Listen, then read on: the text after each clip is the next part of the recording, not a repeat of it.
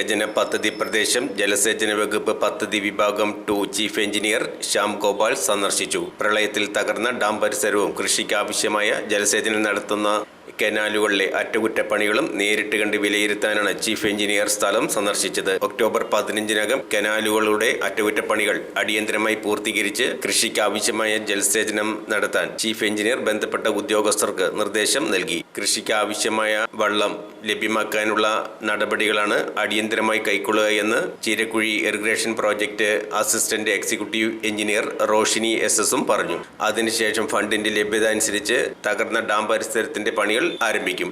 Superintending engineer SK Rameshan, executive engineer Baiju CV, Cheerakuzhi irrigation project assistant executive engineer Roshini SS, assistant എഞ്ചിനീയർമാരായി Neeraj M, Basuna Balakrishnan, MP രാധാകൃഷ്ണന്റെ പ്രതിനിധി Anoop, block panchayat വിദ്യാഭ്യാസ standing committee chairman KP Sreejayan എന്നിവർ സ്ഥലം സന്ദർശിച്ചു.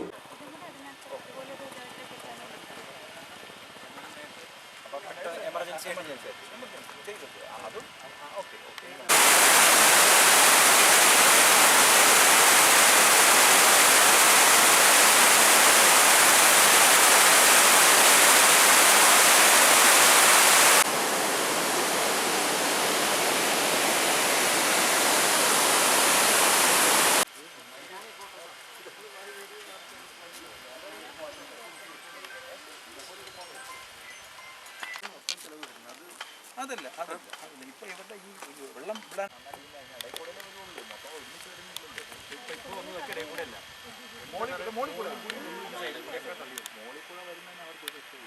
മറ്റേ പദ്ധതി നടപ്പിലാക്കാനും ഈ ജലസേചനവുമായി ബന്ധപ്പെട്ടേ ഇപ്പോൾ കർഷകർക്ക് ആവശ്യമായിട്ട് വരുന്നുണ്ടല്ലോ.